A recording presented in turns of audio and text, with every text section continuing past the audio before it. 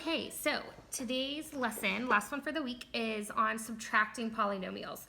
And this is going to be very similar to adding polynomials, but with one extra step. Okay, and I'm going to try to write it, let me see if this pen has ink. It does. Okay, as keep, change, right? So, or add the opposite. Add the opposite. Okay, so what we have to remember is, like on number 1, we have this trinomial right here, 3x squared plus 10x plus 5, but then we're actually subtracting the entire second polynomial, right? So we have to think of it like, okay, this first one is gonna stay the same, right? I'm keeping 3x squared plus 10x plus 5. Okay, but then I'm going to change the second polynomial. I'm going to change this sign to addition. But by doing that, I have to change everything in here. So now I'm not subtracting x squared. I'm adding, it's going to be a little bit weird. I'll tell you why I'm putting it in parentheses. Negative x squared.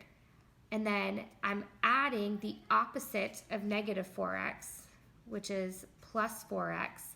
And then I'm adding the opposite of adding 8 is subtracting 8. So essentially we're changing all the signs of the second polynomial. And now I'm just going to go through and do what I've done a million times. So 3x squared minus x squared would be 2x squared.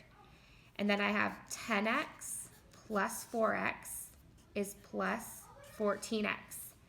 And then I have 5 minus 8 is minus 3. Okay, so we changed the sign of everything in the second parentheses. So let me show you another example.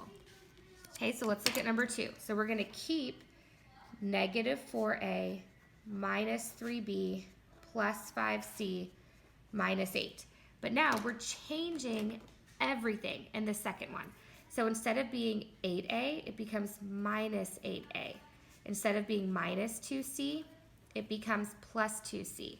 Instead of being subtracting 10, it's adding 10. So we're just changing whatever symbol or sign is in front of everything inside the second one.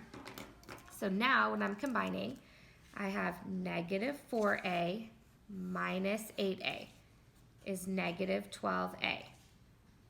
Okay, are we following so far? And then I have negative 3b. Are there any b's over here? Nope.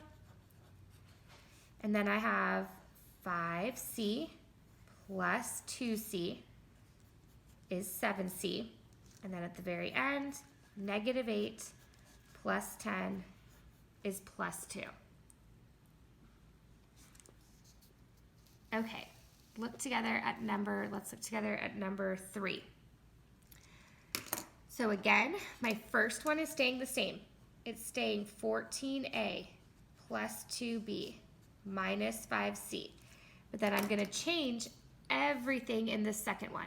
So instead of being negative 2a, I'm adding 2a. Instead of being subtracting 3b, I'm adding 3b. Instead of subtracting 4c, I'm now adding 4c. Okay, and let me just explain it, or add one thing to this. So when we're doing integers, right, and if it was like, I'm looking for a piece of blank paper here. Here we go. So when I'm doing integers, if I gave you something like 7 minus negative 5, you would be like, oh yeah, I'm going to keep, change, change, right? We're doing the same thing here. Okay, so we're keep, change, and then we're changing everything in here.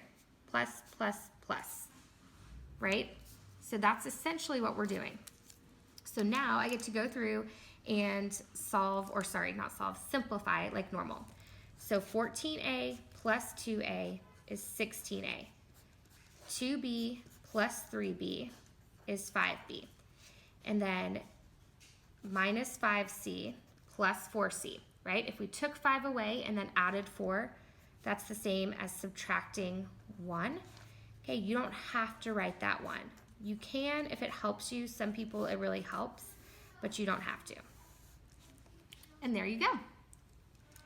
So let's look at 14, number 4, and I'm actually going to set it up as columns. So what I'm going to do is I'm going to take this second one and I'm going to switch everything and put it under here. So instead of being negative 3a, it becomes, I can just throw that pen away.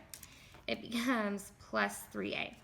And then instead of adding 3b, the opposite is subtracting, and then the opposite of subtracting is adding. So now I'm just adding these two together. So negative 5 plus 2 would be negative 3c. 2 minus 3 is negative 1b, or you could just write negative or minus b. And then 14a plus 3a is 17a. So again, if you like columns, by all means do it that way. So why don't you pause it and try 5, 6, and 7, and then come back and we'll check your answers. Okay, so on number 5, we should have left 8a squared minus 8a plus 4. We're going to leave that alone. And then we're going to change the sign of everything in the second polynomial. So minus 2a squared minus 4. So now when I'm combining my like terms, 8a squared minus 2a squared is 6a squared. And then I have minus 8a. There's no other a's, so it's just minus 8a. And then I have plus 4 and minus 4. Well, what happens when I add 4 and then subtract it? It just zeroes out, right? It cancels each other out, so that this is my final answer. And then on number 6, let's look at that one. Okay, we should have had, we're going to leave negative 5a squared minus 3b plus 4c. And then we're going to change the signs of everything in this second polynomial.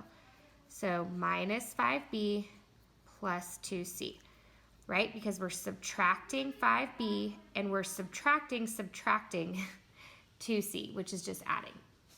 So now I get to go through and I have 5a squared, negative 5a squared. Are there any other a squareds? No. So it's just negative 5a squared. Okay, then I have negative 3b minus 8b. So minus 8b. And then I have 4c plus 2c, which is 6c. My kids are making so much noise. Okay, and then on number 7, okay, it's already set up in columns for you. So what I'm going to do is I'm going to go through and I'm going to say keep, change, change. And I changed everything inside my second parentheses. So now 11 plus negative 3 would be 8. Negative 5 plus 10 would be positive 5.